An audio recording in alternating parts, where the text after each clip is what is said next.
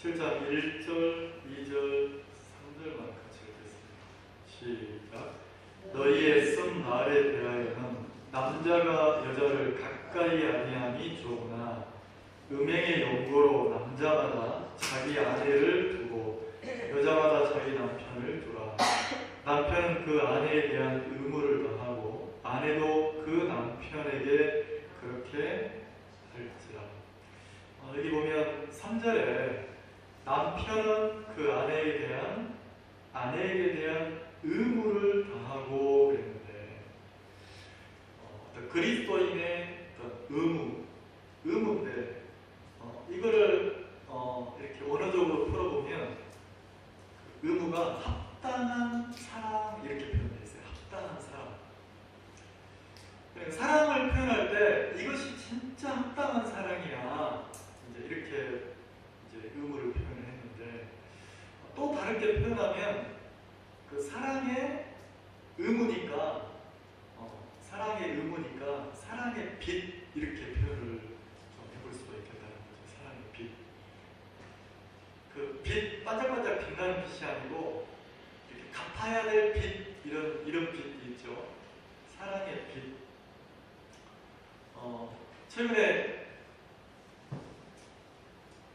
최근에 튀르키예 지진 그 소식 들었습니까? 그게 이제 터키잖아요, 터키. 근데 그 터키가 그 튀르키예 그 지역이 어떤 지역인지 여러분 아시죠?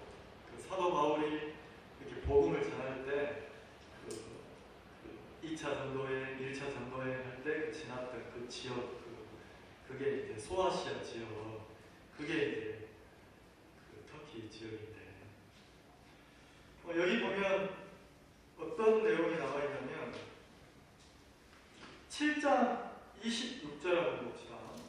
7장 26절에 내 생각에는 이것이 좋으니 곧 임박한 혼란을 인하여 이런 단어가 나오죠. 그래서 임박한 혼란에 대해서 얘기하면서 너무 상황이 그 혼란스럽고 상황이 너무 어렵고 너무 극한 상황이니까 결혼 안 하고 그냥 지내는 것도 좋다. 이렇게 이제 바울이 7장에 썼는데 이 고린도 성경이 써질 때가 그 성경학자들의 AD 한 55년 이때에 썼다고 하거든요. 그러니까 이제 AD 한 60년 좀 되겠죠. 근데 이제 요 터키 지역에, 이 소아시아 지역에 그때도 AD 한 60년 그 시대에도 뭐가 있었냐면 임박한 침노가 그랬으니까 말할 수 없는 큰 지진이 있었대요. 그 기독교 그 사를 읽어보면 엄청난 지진이 있었다는 거죠. 그래서 요 당시가 로마가 이제 그 로마 제국 시대니까 이 소아시아 지역에 그 각 지방마다 정부 지원이 있었는 거예요. 로마의 행정적인, 재정적인 이런 지원이 있어서 복구하고 막 이랬을 정도로. 근데 이제 유일하게 그 지역에 그 라우디게아 교회가 그 교회 말고는 다 그렇게 그 지역이 이렇게 소아시아 지역이 너무 큰 지진 때문에 지진, 기근 막 이런 것 때문에 어려웠다는 거예요. 이런 시대에 고린도 교회도 그런 어려움이 있는 거예요. 교회도 어려움이 있는데 이 교회가 어떻게 이제 그 문제가 있고 어떻게 흘러가고 이걸 사도 바울이 하나 풀어서 말씀으로 인도한 게 고린도 전서인데, 그래서 고린도전서 1장부터 6장까지는 교회 안에 어떤 문제가 있었고 어떤 사건이 있었는지 그걸 쭉 풀어놨어요. 그리고 7장부터 16장까지는 어떤 내용이냐면 고린도 교회 성도들이 지금 바울은 에베소 지역에 있으니까 사역하고 있으니까 직접 만날 수가 없으니까 성도들이 글을 써가지고 교회 안에 이런 문제가 있는데 이건 어떻게 해야 되죠? 또 이런 문제가 있는데 어떻게 해야 되죠? 그러면 먹는 음식에 대해서는 우상에 우리 지역은 전부 다 신전에 제사 드리고 나서 그 물린 음식들을 이렇게 또 사고 팔고 해서 먹고 사는데 그런 우상에게 드렸던 재물은 어떻게 먹어야 됩니까? 말아야 됩니까? 막 이런 상황이란 말이에요. 그리고 이제 요 시대가 어떤 시대냐면 그 로마가 헬라 제국을 이렇게 정복을 했잖아요. 근데 이제 표면적으로는 로마가 정복을 해서 지배를 하지만 이 지역의 소아시아 지역의 요 고린도 지역이나 요 소아시아 지역의 이 지역의 정신 문화는 로마 제국의 정신을 따르는 게 아니고 그 전에 그리스 헬라 제국이 그 문화, 철학, 정신 이쪽으로 굉장히 천문학 이쪽으로 발달되어 있기 때문에 사람들이 지배는 로마 제국이 하지만 실제 그들의 삶을 지배하는 문화나 어떤 정신이나 이거는 헬라 정신인 거예요. 그리스 문명이 빠져나가지 않는 거예요. 그 철학이. 그래서 요 시대 당시에 혹시 여러분들이 뭐 영지주의 막 이런 얘기 들어봤습니까? 영지주의 이런 철학이 전부 그리스 철학인데 그런 데서 어떤 정신 사상이 있단 말이에요. 그런 배경에 왜 이제 좀 낯설지만 이런 얘기를 하냐면 우리가 읽는 고린도서나 에베소서나 서신서를 읽어보면 사도 바울이 복음을 전했던 소아시아 지금 그 터키 지진 다 그쪽이 바울이 복음을 전한 지역이란 말이에요. 근데 이 시대 당시에 그러니까 이때가 뭐 AD 60년에서 뭐 서신서가 써진 막 90년 막 이런 시대니까 지금으로부터 지금 2000몇 년도죠? 23년이에요. 많이 지나. 2023년이니까 한 100년을 빼면 100년을 뺀다고 더 2000년 전에 요 성도들이 살았던 이 소아시아 지역의 배경이 어떤지를 생각해 보면 제국은 로마가 다스리는 그런 제국이에요. 로마 제국. 그리고 문화는 어떤 문화냐면 전부 그리스 문화, 그리스 철학, 그리스 무슨 막 이런 시대란 말이에요. 근데 그리스 문화의 중심이 뭐냐면 영지주의의 특징이 뭐냐면 그 양극화에 이원론적 노법을 핀단 말이에요.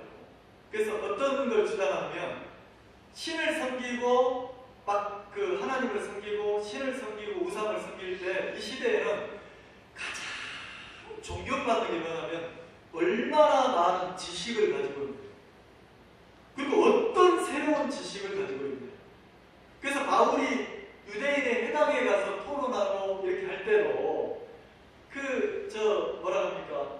그 데살로니가 교회를 지나서 베레아 사람들은 데살로니가 사람들보다 더 신사적이어서 사도행전에 뭐 그런 내용 나오죠. 이 베레아라고 하는 지역도 내가 이제 고린도 위쪽에 있는 지역인데, 근데 그쪽 사람들도 뭐냐면 새로운 지식을 너무 좋아하는 거예요.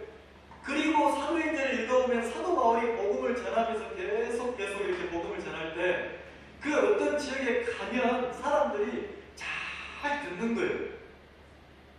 그리고 예수님이 우리 죄를 씻었다, 예수의 피로 우리 죄가 영원히 씻겨졌다 하면 이 사람들은 너무 좋아하는 거예요. 그리고 받아들이는 거예요. 왜요? 이게 뭐니까? 네, 새로운 지식이 새로운 자기가 접해보지 못한 새로운 지식이니까 얼른 받아들이는 거예요. 근데 실제로 마음에서 그리스도를 구주로 영접하고 그리고 마음에서 예수 그리스도를 영접한 이후에 그가 죄가 사해져서 성령이 임해서 성령의 이끌림을 받는 신앙을 한 발 한 발 살거나 이런 삶은 없었던 거예요. 근데 이 사람들이 나도 예수를 믿어하고 교회를 나와서 함께 하니까 아까 어떤 형제님 간증하신 것처럼 간증을 들어보면 막 이렇게 머리에 지식이 하는 이론들은 그 형제님이 많을지 모르지만 그 간증 속에 그 대화했던 형제님 얘기를 들어보면 진짜 신앙인으로 내가 하나님 앞에서 한 발 주님을 섬기고 교회의 이론이 돼가지고, 교회 이론이라는 게 뭡니까?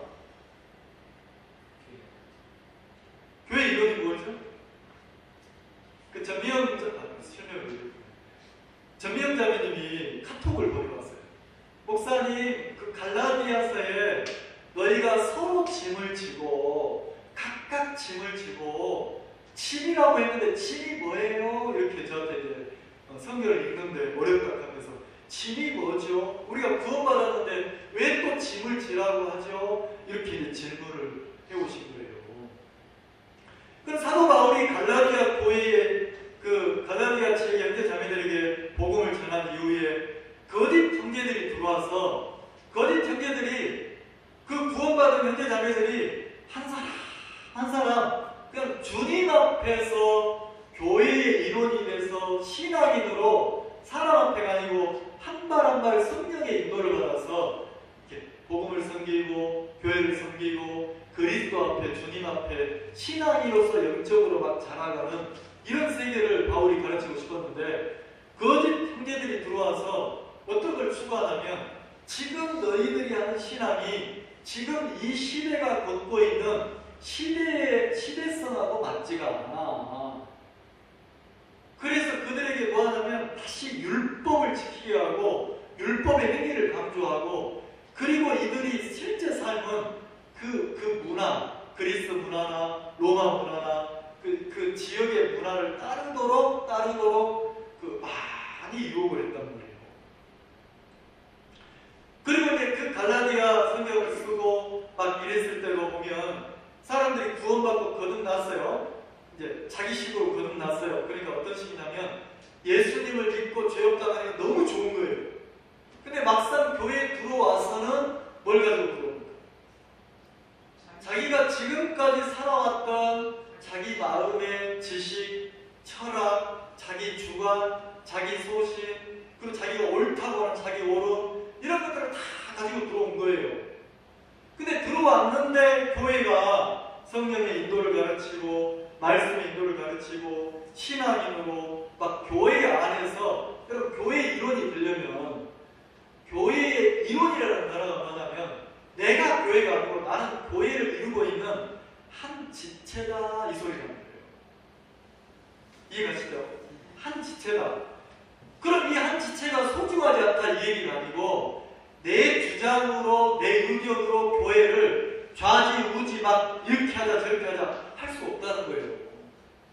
왜냐하면 나는 교회를 이루고 있는 그리스도의 몸을 이루고 있는 지체일 뿐이고 다시 말하면 내가 새끼손가락일 수도 있고 내가 아니면 발가락일 수도 있고 내가 아니면 눈일 수도 있고 귀일 수도 있고 그 몸의 신체를 이루고 있는 지체가 여럿이 모여서 내 몸이 된 것처럼 한 사람이 된 것처럼 나는 그리스도를 이루는 한 지체라는 거죠.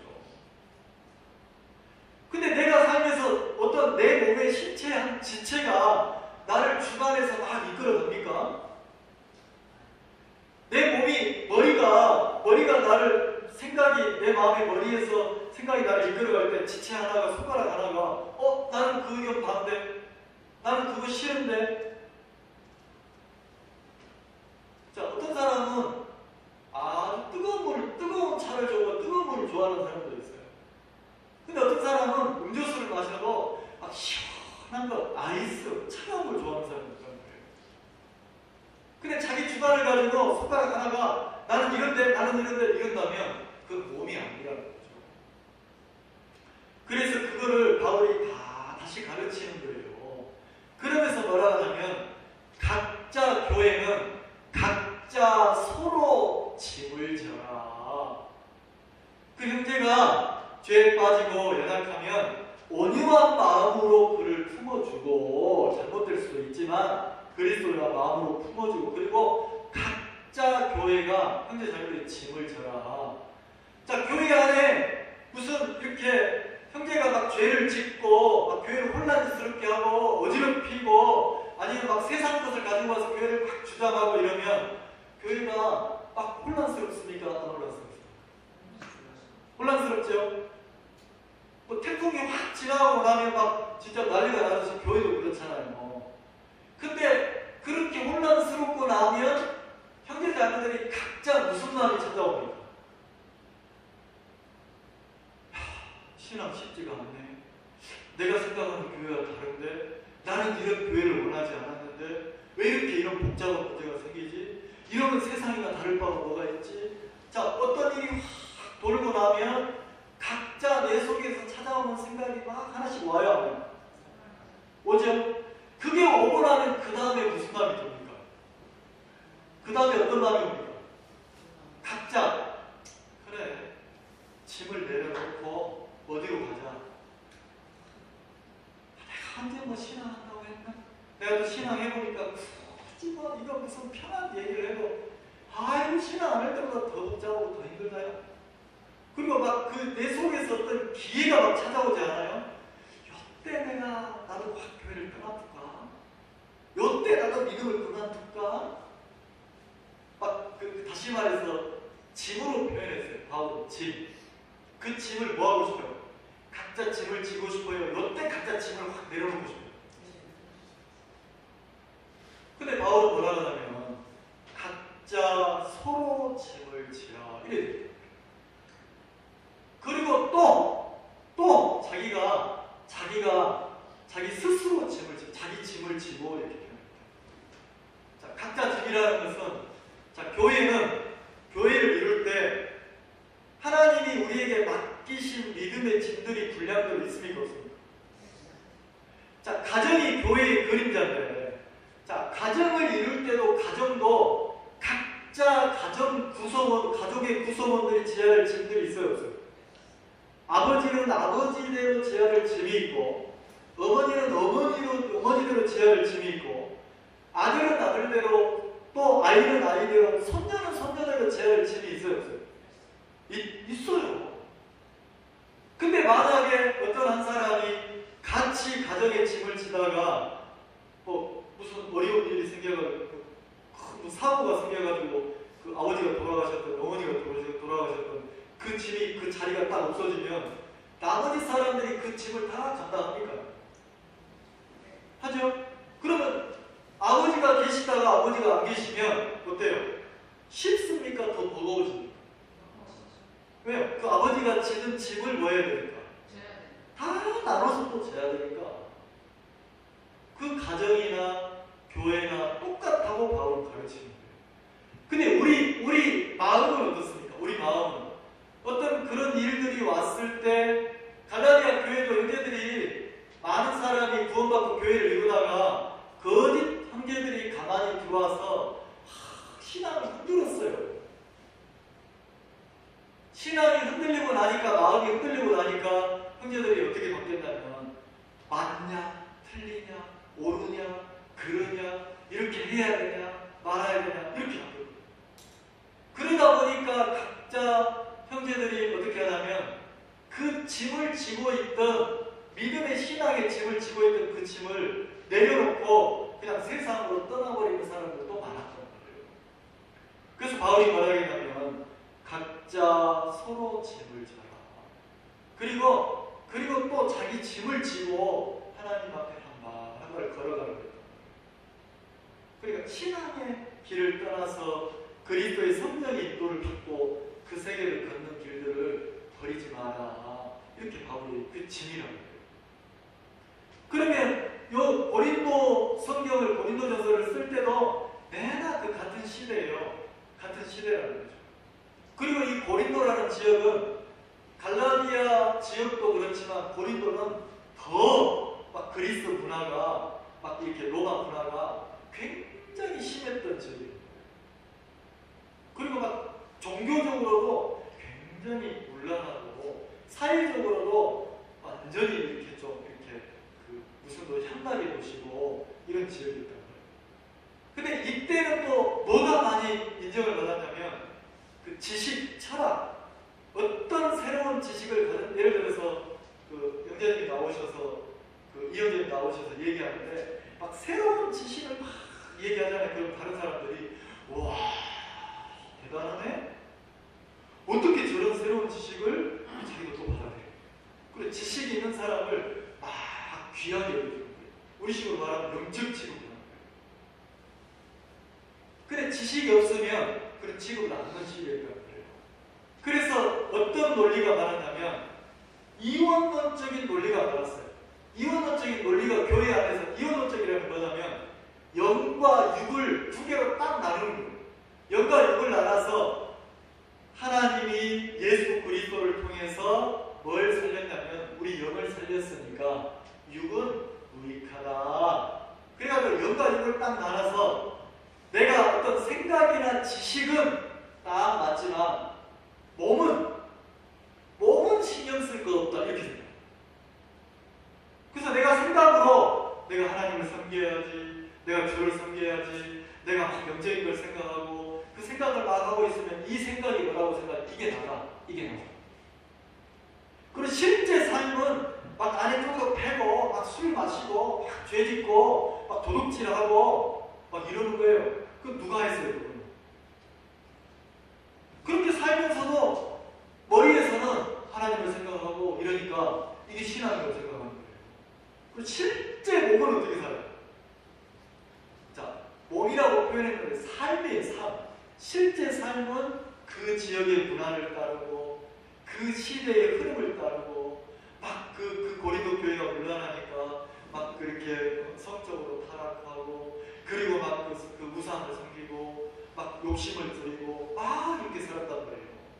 근데 이런 사람들이 교회 안에 들어와서도 똑같이 그렇게 사는 거예요. 그거를 자, 이 내용 좀 이해가십니까? 시대가 이런 시대였단 말이에요. 시대가 그 이혼론적 사고 뭐만 중요해요? 생각만 중요한 거예요. 영을 추구하는 요 마음만 중요한 거예요. 그리고 몸은 거짓되고 더러우니까 몸에서는 뭐가 나와? 더럽게 나오니까 더럽게 막 살아도 돼. 그 누가 사는 거야? 몸이야. 이런 논리가 굉장히 많았던 시대란 말이에요. 그게 이제 헬라 문화의 어떤 정신인데 이 정신을 가지고 교회 안에 들어와서 고린도 교회 형제들이 그런 사람들이 굉장히 많았단 말이에요. 근데 그걸 바로잡아준 거예요, 바울이. 자, 6장 한번 봅시다. 참고로 6장 12절.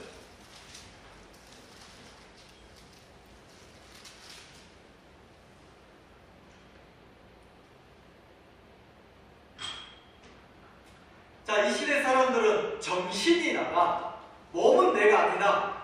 몸은 그냥 더러운 거다. 이렇게만 생각을 했단 말이에요. 그래서 어떻게 했냐면 마음대로 사는 거예요. 자유하게 사는 거예요.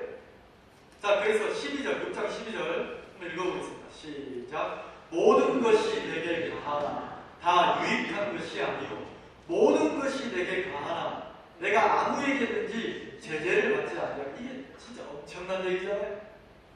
모든 것이 내가 가하나 그랬어요. 모든 것이 내가 가하나 이 말이 뭐예요? 영어로 말하면 I am free. 뭐라고요? 나는 자유하다. I am 나는 뭐하다? 프리하다. 자유하다. 자유라는 거죠. 자, 모든 것이 가해요. 자, 모든 것이 가해다는 게 뭐예요? 무슨 뜻이 우리로 표현하면 막 살아도 돼. 이런 시대라는 거예요. 막 살아도 돼. 그러면서 뭐라고 해요? 아무에게도 제재를 받지 아니하리라. 자, 제재라는 게 뭐예요? 얽매이지 않겠다는 거죠. 형제 나 반성하지 마. 자매 네가 뭔데 나한테 그렇게 말하는데? 목사님이 뭔데요? 나 구원받았는데 자유 안 돼. 이런 시대란 말이에요. 이해가세요? 그렇게 기록되어 있잖아요. 모든 것이 내게 가하나 내가 모든 자유롭게 할 수 있다. 다 유익한 것이 아니라 바울은 뭐라고 합니까? 그렇게 산다고 해서 다 유익한 게 아니다. 모든 것이 내게 가나 내가 아무에게든지 제재를 받지 않으려 이랬단 말이에요. 그래서 어떻게 살았습니까? 먹고 싶으면 먹고 자고 싶으면 자고 놀고 싶으면 놀고 이렇게 살았어요. 이게 맞을지 모르겠는데 극단적으로 표현하면 내가 저 형제님을 주먹으로 팍 치는 거예요. 근데 이 시대에는 누가 쳤어요? 이혼론적이니까 누가 쳤어요? 내 손이 쳤어. 손이 쳤으니까 괜찮아요. 몸이 죄를 졌으니까. 정신만 내가 영을 추구하고 하나님을 찾고 이렇게 하면 된다는 거지. 이런 시대예요. 그러니까 몸과 생각을, 몸과 영을 분리시켜서 생각을 하는 거예요. 영은 하나님을 섬기면 되고 몸은 더럽고 이렇게 생각하는 거죠. 근데 바울은 이걸 어떻게 바로잡냐면 보세요. 13절 식물은 배를 위하고 배는 식물을 위하나. 자, 이 말 이해갑니까? 먹으면 배부르고 이 말이에요. 하나님은 이것저것을 다 피하시리라. 그러면서 뭐라 합니까? 이 사람들은 몸은 막 살아도 돼. 몸은 아무렇게나 살아도 돼.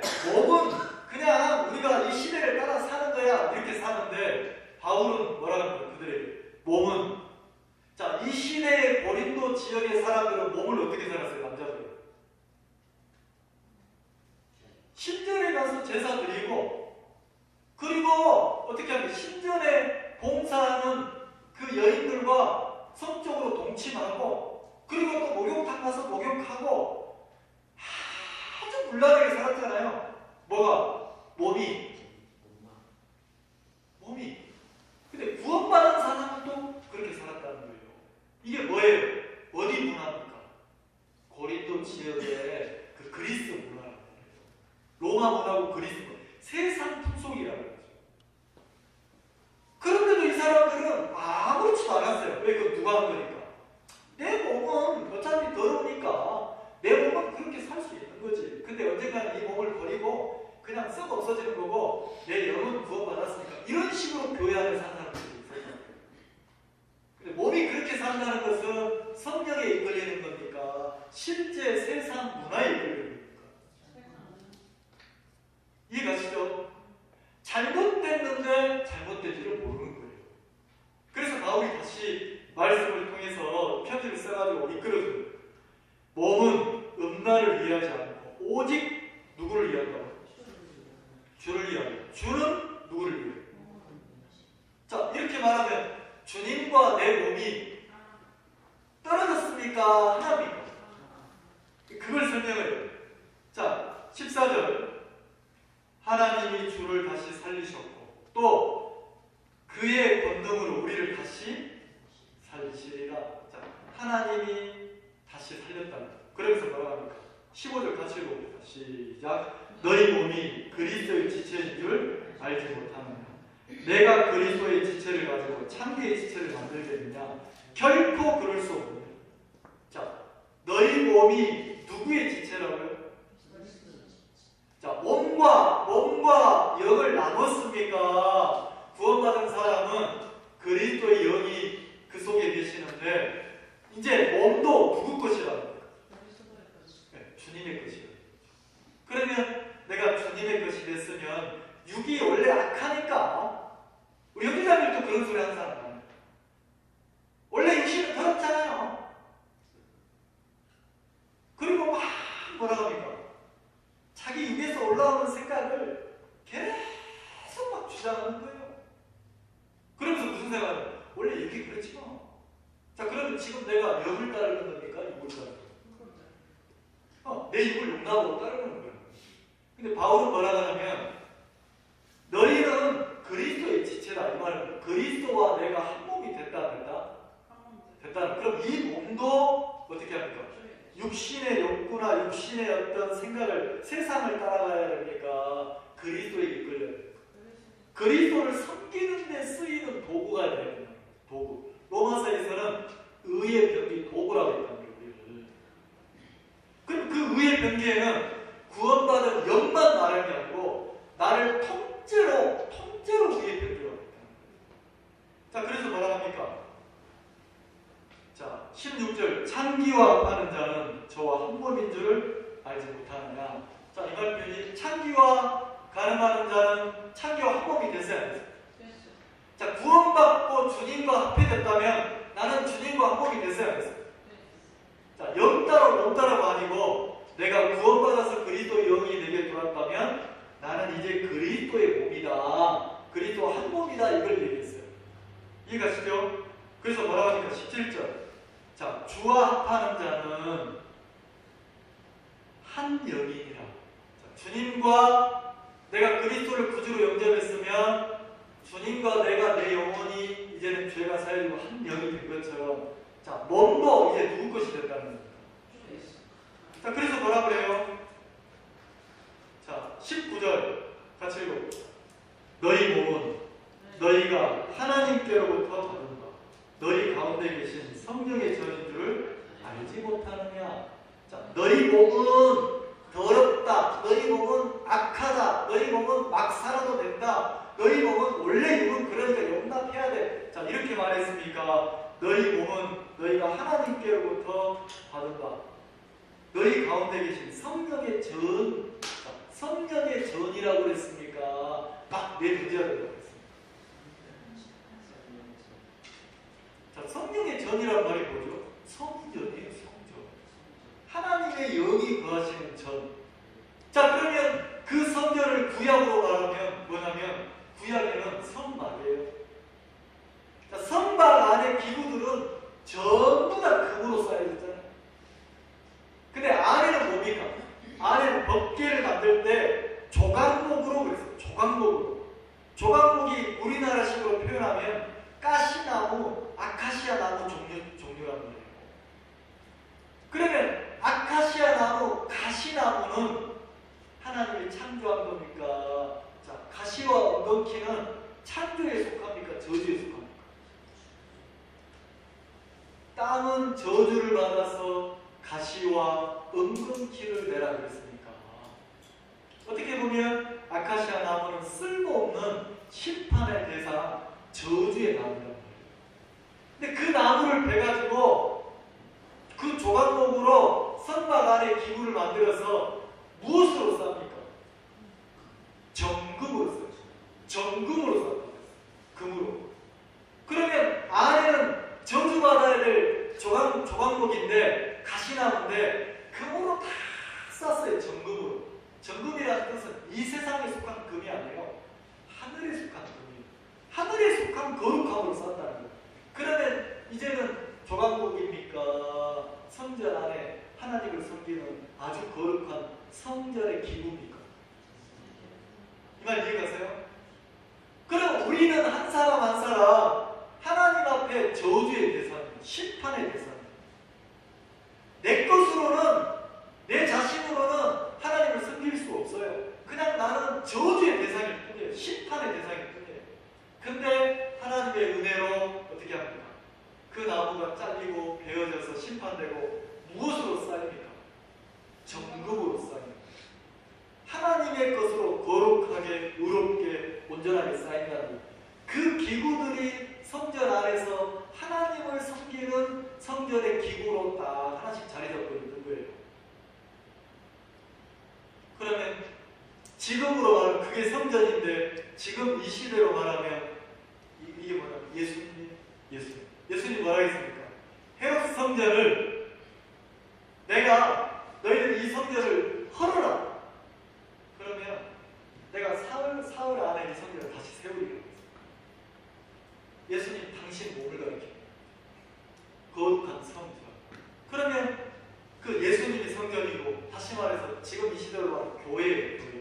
이 교회는 거룩한 것인데 교회를 이루고 있는 한 사람 한 사람이 마치 그 성막 안의 기구처럼 하나님의 것으로 쌓인 그 기구들이 하나님을 섬기는 하나님의 일에 쓰이는 도구로 그 자리에 했던 것처럼 지금은 주님의 몸된 교회 안에서 한 사람 한 사람 성령으로 구원받아서 우리가 거룩해진 우리가 모여있는 곳이 뭡니까? 교회라는 거죠. 정말 이해가시죠? 이 교회라는 거죠. 그러면 그렇게 말해 너희 몸은 너희가 하나님께로부터 받은가? 너희 가운데 계신 성령의 뭐라고요? 전이다.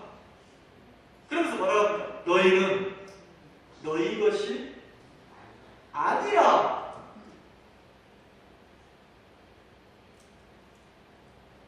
너희들이 내 거잖아요. 자, 그리고 또 우리는 무슨 말을 합니까? 아이고 자매님 그거 막 육으로 흘러가시면 안 돼요. 그 생각 고집하시면 안 돼요. 됐거든요. 지금 내가 뭐 했다는 거야? 속에서 막 불을 끓는다는 거야. 끓으면 그때부터는 말 들어야 돼요. 아, 냄비 뚜껑 안 닫아놓으셨구나. 그 냄비에다가 라면 끓일 때 물 넣고 이렇게 하면 처음에는 괜찮은데 나중에 막 끓어올라오면 막 그 수증기가 올라오면서 전기가 올라오면서 뚜껑을 들썩들썩 해야 돼요. 우리가 점잖은 것처럼 보여도 이렇게 내 육을, 내 마음을 깐족깐족 누가 건드리면 하지 마라. 또 건드리면 하지 말아야겠다. 또 건드리면 아이 신발. 처음에는 뭐가 나와? 신발이 탁 나오잖아요. 신발 던지면서 하지 말할 거잖아요. 더 건드리면 뚜껑 날아가는 거예요. 뚜껑 날아가면 그때부터는 뭐가 돼요? 그때부터는 뭐가 나와? 그러니까 막 나오는 거예요. 막. 근데 이제 뚜껑 날아가기 전에 뭐 해야 되나? 얼른 주님 앞에 내 마음을 이렇게 돌이키는 거예요. 성경에는 뭐라 했냐면 너희는 성령의 전이고, 자, 성령의 전이니까 성전 안에는 누가 계십니까? 하나님이 계시고, 성전 안에는 누가 주인입니까? 자, 사람이 설치면 돼요, 안 돼요? 안 돼요. 하나님이 주인이에요. 그럼 내가 성전이면 우리는 구원받았다 해놓고 성경은 성전이라 하는데 뭐라 합니까? 내가 주인이라. 다시 말해 누가 하나님이에요? 내가 하나님 노릇하는 거예요. 내 기분에 맞고 내 생각에 맞고 내 뜻에 맞으면 평온해. 근데 안 맞으면 뭐합니까? 수리탄 꺼내고 다이나마이트 꺼내고 막 대포 쏘고 다 날려부는 거예요. 내가 주인이야. 내가 왕이라는 거죠. 그래서 바울은 뭐라고 하냐면 아니라는 거예요. 너희 몸은, 자, 영을 말했습니까? 몸을 말했습니까? 구원받은 너희 형제자매들, 너희 몸은 너희가 하나님께로부터 받은 것, 하나님께로 다시 받은 것, 뭐라 했어요? 너희 가운데 계신 성령의 전이니 하나님이 거하시는 전이라는 거예요. 자, 이 몸이 없으면 이 몸이 없으면 내 영이 거할 곳이 있어요, 없어요? 없잖아요. 그러면 내 영이 거할 몸이 없으면 하나님이 임재해 계실 수 있습니까? 없습니까? 없다는 거죠. 그러니까 성전이라는 거예요. 성전. 그러니까 귀합니까? 안 귀합니까? 그리고 이 성전 안에는 세상 것을 가지고 들어가서 하나님 섬긴다고 하면 됩니까? 막 내 육에 막 그 어떤 그걸 가지고 막 하나님 섬긴다고 하면 됩니까? 하나님의 것을 가지고 들어가야 된다. 근데 고린도 교회 형제 자매들은 이렇게 귀한 자기 몸을 가지고 하나님을 섬기는 데 쓰는 게 아니고 어떻게 쓰냐면 나는 자유 아닐까? 막 살아도 돼? 막 이렇게 흘러간다. 그래서 그 이혼론적인 사고에서 사람들이 이렇게 살았단 말이에요. 방탕주의로, 방임주의로 흘러갔다는 거죠. 그리고 7장을 여기 보세요. 자, 6장 20절. 자, 이렇게 되어 있죠. 너희 것이 아니라고 하면서 왜 아니라고 할까? 값으로 산 것이 되었으니. 자, 왜 네가 네 것이 아니고 하나님의 것이냐면 값으로 샀다. 이렇게 기록해 있어요. 자, 값을 지불하고 뭐 했다고요? 샀대요. 그럼 이제는 누구 겁니까? 값을 지불한 그분의 것이라는 거죠. 나를, 내 몸을, 내 통째로 나를 값을 지불하고 샀다는 거예요. 그러면 이 값을 지불했다는 뜻이 뭐냐면 그 원어적인 뜻이 공정한 대가를 치렀다 이 뜻이에요. 자, 그러면 공정한 대가를 지불하고 나를 샀대요. 하나님. 그럼 공정한 대가가 뭡니까? 어떤 값을 치렀습니까? 나를 당신의 것으로 사기 위해서, 당신의 소유로 만들기 위해서 예수 그리스도를 당신의 아들 십자가에서 못 박아서 죗값을 치르고 죽도록 화목제물로 내줬습니까? 안 내줬습니까? 그러니까 공정한 대가가 누구예요? 예수 그리스도의 생명이라. 생명값이라. 자, 그럼 생각해 봅시다. 나를 구원하기 위해서 예수 그리스도를 십자가에 못 박아 죽이는 게 그게 공정한 일입니까? 그게 공정합니까? 자, 대학원 졸업한 형제하고 유치원도 졸업 못한 한글도 모르는 자녀하고 결혼시키는 게 그게 공정한 겁니까? 여러분들은 또 그럴 수 있지 그럴지 모르겠는데 나는 공정한 거죠.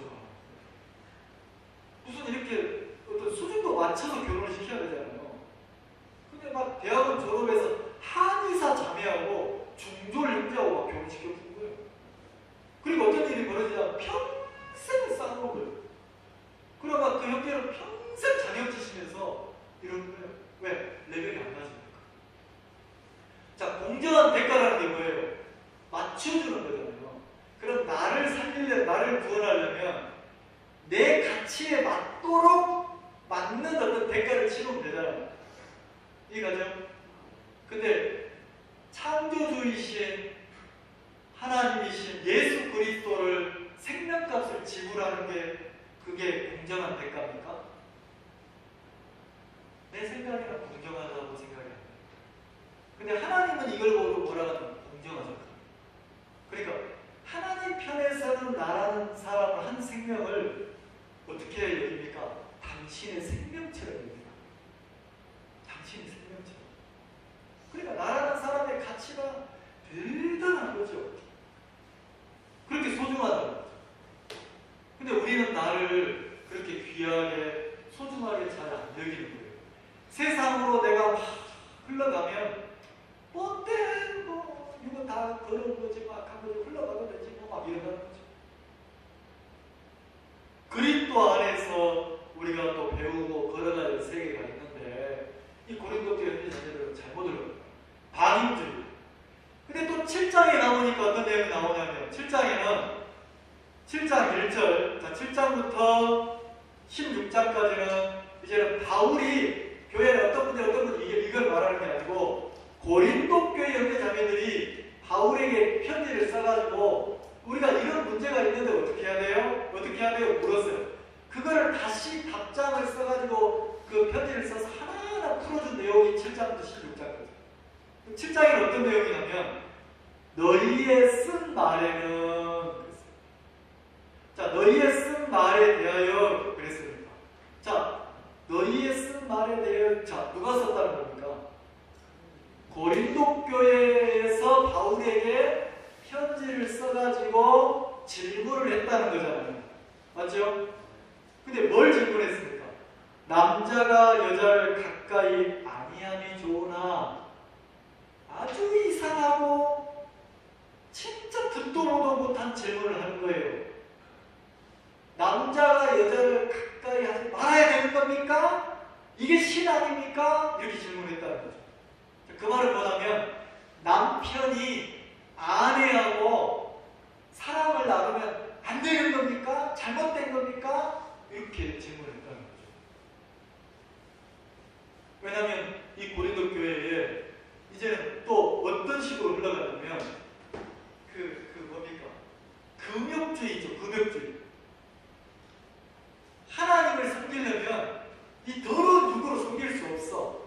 그러니까 금욕해야 돼. 금욕 중에는 뭐가 있냐면 고행이 있어요. 고행.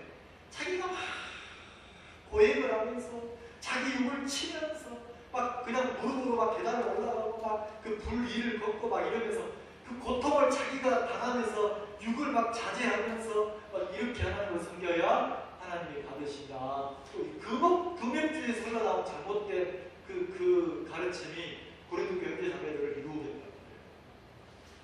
그 중에 하나가 또 뭐냐면 하나님을 섬기려면 부부라도 이렇게 부부 생활을 하는 거는 더러운 거니까 잘못된 거야. 그래서 남편이 아내를 가까이 하면 안 된다 이렇게 법을 세웠다. 그러니까 고린도 교회자들이 말씀을 깊이 모르니까 헷갈리는 거예요. 그러니까 우리가 그렇구나. 심지어는 뭐라고까지 가르쳤냐면 그걸 못 이기면 차라리 이혼해라. 막 이렇게까지 가르치는 그런 자매들이 있었단 말이에요.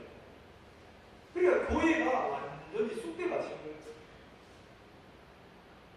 그러면 이렇게 막 이런 세계로 가니까 편지를 써서 바울에게 물었어요. 너희가 쓴 말에 대하여는 그랬습니까? 이건 어떤 말을 굉장히 써왔냐면 남편이 여자를 가까이 아니하면 좋으나 자, 남편은 아내를 가까이 안 해야 된다. 하나님을 섬기려면 이렇게 질문을 했다는 거죠. 근데 바울이 뭐라고 대답합니까? 음행의 용도로 남자마다 아내를 두고 여자마다 자기 남편을 두라. 자, 무슨 용도로? 음행의 용도. 그러니까 어떤 육체 욕구를 이기지 못하는 이렇게 말을 했다. 그래 바울의 마음은 욕구를 이기지 못하니까 그 어떤 부부가 이렇게 산다 가정을 이런 뜻이 아니란 말이에요. 어떤 뜻이냐면 보세요. 3절 남편은 그 아내에게 대한 뭘 다하고 의무를 다하고 아내도 그 남편에게 의무를 다할지라 이렇게 되어 있어요. 그러면 그 의무가 서로 무슨 욕구를 풀어주는 대상이 되라 이게 의무가 아니에요. 그럼 이 의무에 대해서 의무가 어떤 뜻이냐면 하나님 앞에서 합당한 사랑을 다하고 이 뜻이에요. 하나님 앞에 합당한 사랑. 자 그러면 그 하나님 앞에 합당한 사랑 다하고 그렇게 말을 했는데 이걸 사랑의 빛이에요. 사랑의 빛. 자 그럼 사랑이라는 게 뭡니까? 자 남편이 아내를 사랑해서 결혼을 하죠. 아내가 남편을 사랑해서 결혼한 가정을 이루죠. 그럼 가정을 이루었다는 건 내 남편이고 아내라는 것은 자 무엇으로 이루어진 관계입니까? 네, 사랑으로 이루어진 관계다. 그리고 이 가정은 교회의 그림자예요. 그러면 이 가정의 머리는 남편이고 남편의 머리는 성경에 누구라고 했어요? 그리스도다. 교회의 그림자. 그래서 그 예배소서에 교회를 가르칠 때 이 이야기를 했단 말이에요. 그러면 가정도 합당한 사랑, 애정이 의무인데 의무라는 말이 뭐예요? 의무는 해도 되고 안 해도 되고 그게 아니에요. 의무는 책임이 있다. 의무는 반드시 그걸 지켜야 돼요. 그게 의무라는 거죠. 요즘은 학생들도 진짜 선생님들이 애들 가르치기 어려워요. 수업 받다가 지 아프고 그냥 집에 가뿐대요. 말도 안 하고 그 선생님이 막 전화하면 전화도 안 받는데요. 카톡 하다가 답장도 안 한대요. 그리고 지 학교 오고 싶을 때 다음날 온대요. 그럼 또 어디 갔어요? 아파서 병원 갔는데요. 왜 전화 안 받아서? 너무 아파가지고. 이게 끝이야. 아프면 갚는다는 거죠. 근데 요즘 애들이 학교에서만 그런 게 아니고 근데 누가 나한테 그 얘기를 하고 아빠가 마음에 안 들거나 엄마가 마음에 안 들거나 손님이 나한테 그 얘기를 해요. 마음에 안 들면 얘들이요 엄마 전화를 수신 차단을 했거든요. 일반적으로 수신 차단을 했거든요. 왜요? 내가 지금 마음이 상했다는 거죠. 그 전화하면 수신 차단하니까 받아야 하거든요. 안 받아. 카톡도 차단해. 그리고 언제 전화를 하면 자기 마음이 한 달이고 두 달이고 풀어지면 엄마를 차단해서 풀어줘. 그리고 카톡도 다시 연결해줘. 자매님 나한테 얘기해요. 딸이 연락해도 받지도 않아. 그게 뭐냐면 요즘 신세대들 차단해요. 그러니까 자식 키우기가 쉬워요. 어려워요. 선생님이 아이들을 가르치기가 쉽습니까? 어렵습니까? 왜 어렵죠? 옛날에 우리 학교 다닐 때는 어땠어요? 공부는 지질이도 없대, 관심도 없어. 근데 죽으라 하고 학교 가야 돼. 학교 안 가면 뭐 할 거예요? 이건 큰일 나요. 큰일 나요. 하늘이 무너지는 거예요. 그래서 머리가 안 좋아도 하여튼 개근상이라는 거예요. 6년 개근상 최고 칩니다. 근데 거의 다 학생의 7, 80%는 개근상, 정근상 받아야 돼요. 그거 못 받으면 사람도 아니에요. 그래서 죄송합니다. 사람도 아니에요. 그래서 학생 취급을 못 받아. 성실하냐 성실하지 않냐를 뭘로 친다면 그 개근상, 정근상 이렇게 치는 거예요. 그때는 뭐합니까? 그 시절에는 학교를 크게 여기고 그 다음에 선생님 그러면 굉장히 크게 여겨야 돼요. 부모도 크게 여겨요. 부모도. 그 시대는 부모도 굉장히 크게 여겼어요. 지금은 학생들이 부모를 크게 여깁니까? 선생님을 크게 여깁니까? 아픈데 뭐. 지 전화 받기 싫은데 뭐. 그럼 누구를 크게 여깁니까?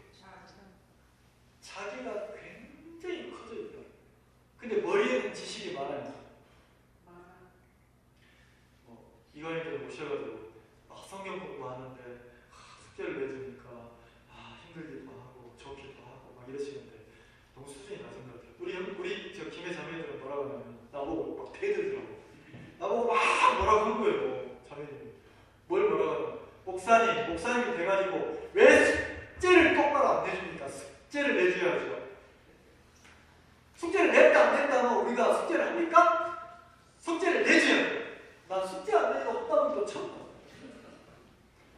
다른 쪽에서는 숙제 내주지 말라고 은근히 기다리는데 우리는 또 숙제 안 내주가 없다는 거예요. 근데 또 더 깊게 들어가 보면 숙제를 내준다고 해서 숙제 할 것도 아니에요. 자기가 큰 사람은 어떻게 합니까? 형편이 되면 하고 안 되면 뭐예요? 안 해. 모임도 자기가 올 수 있으면 오고 못 오면 와요 안 와요? 안 와. 그러니까 꼭 요즘 학생처럼 신앙하는 거예요. 학생처럼. 이 모임이 내가 하나님을 찬양하고 주님 앞에 시간을 갖는 거다. 이 예배가 내가 주님께 드리는 거다. 누가요? 내가. 그럼 옆에 사람이 많냐 적냐가 중요한 거예요. 우리는 하나님 앞에 내가 예배를 드리고 주님 앞에 내가 영광을 드리고 이게 관심 없어. 내가 주를 찬양하는 관심 없어. 사람이 말을 했나 더 좋아. 사람이 없으면 누가 주눅 들어. 그러니까 우리는 내 영혼에 초점을 두고 하나님 앞에서 신앙을 하는 게 아니고 내 영혼이 어디 온데간데 없어요. 온데간데 없다. 그래서 바울이 가르치는 거예요. 야, 무슨 남자와 여자를 가까이 금욕주의 그것도 잘못된 거다. 방임주의도 잘못, 그 다 세상이다. 그러면 부부는 어떻게 해야 된다? 부부는 뭐 진짜 이렇게 음행의 연고로 남자마다 아내를 두고 여자마다 남편을 두고 이렇게 얘기하면서 뭐라고 합니까? 자, 4절 아내가 자기 몸을 주장하지 못하고 오직 남편이 하고 남편도 이와 같이 자기 몸을 주장하지 못하고 오직 그 아내가 하나. 잘못 오해하면 무슨 뭐 이렇게 욕구를 풀어주는 대상이네 그 말이 아니랍니다. 부부는 어떤 대상이냐면 의무를 다하는 거예요. 의무. 어떤 의무입니까? 사랑의 의무. 무슨 의무라고요? 합당한 그리스도 안에서 합당한 사랑의 의무. 그럼 사랑의 의무가 뭡니까? 부부가 서로 욕구를 풀기 위해서 결혼했습니까? 아니에요.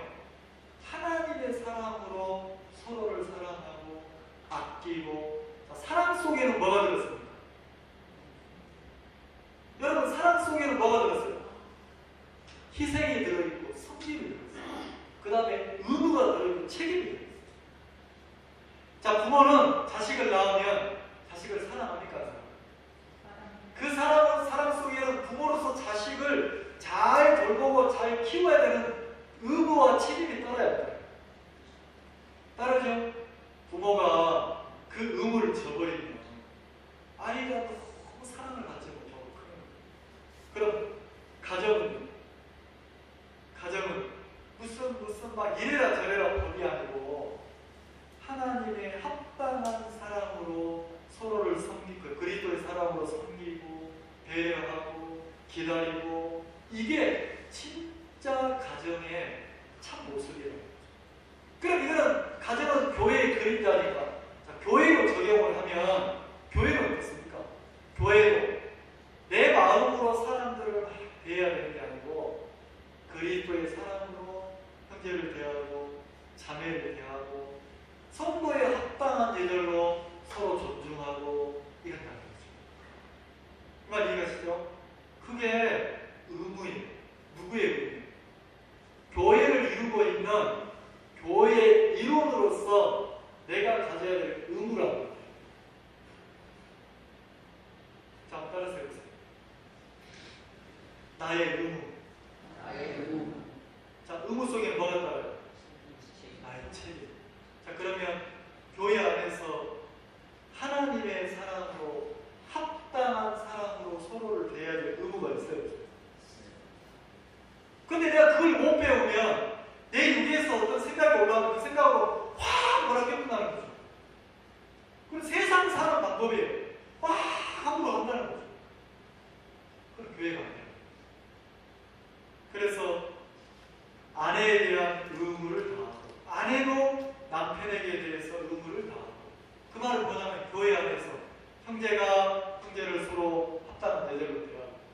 세상의 자매가 자매를 합당하게 해주세요. 교회 안에는 이런 영적인 질서가 있고 교회 안에는 합당한 예절이 있다는 거죠. 세상 것이 교회 안에 들어와서 성도들이 세상에 끌려가야 되는 게 아니고 교회 안에 하나님의 합당한 질서와 합당한 예절이 있다.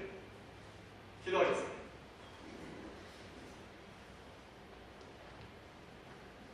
하나님, 고린도 교회 형제 자매들이 서두에 바울이 얘기했던 것처럼 어린 아이처럼 영적으로 어리기 때문에 그들이 합당한 예절로 서로를 대하지 못하고 그리스도의 사랑으로 서로를 존중하지 못하고 마치 한 가지를 아는 사람이 함부로 교회 안에서 하고 또 세상의 어떤 풍습이나 이런 것들이 교회 안에 돌아서 성도들을 믿음에서 떠나게 했던 것처럼 바울이 그런 부분을 말씀으로 하나하나 이끌고 인도해서 그들을 다시 해산하는 수고를 해서 그리스도인으로 합당하게 살도록 이끌어가는 것들을 보게 됩니다.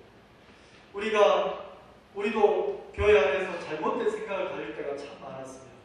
내가 성령의 이끌림을 받고 내가 자유하지 그러면서 막 육으로 흘러갈 때도 많았고 또 어떤 기준과 관념을 가지고 이렇게 사랑으로 또 합당한 예절로 대하는 것이 아니라 내 기준으로 막 대하고 또 부딪히고 함부로 하고 이럴 때도 많았는데 이 교회 안에서 가정의 어떤 그림을 통해서 바울이 교회를 가르치는 것처럼 우리가 한 사람 한 사람을 그리스도의 사랑으로 섬기고 대하고 또 교회 안의 예절로 합당하게 대해서 서로를 존중하고 귀하게 여기는 그런 마음들을 배우게 해주시길 바랍니다.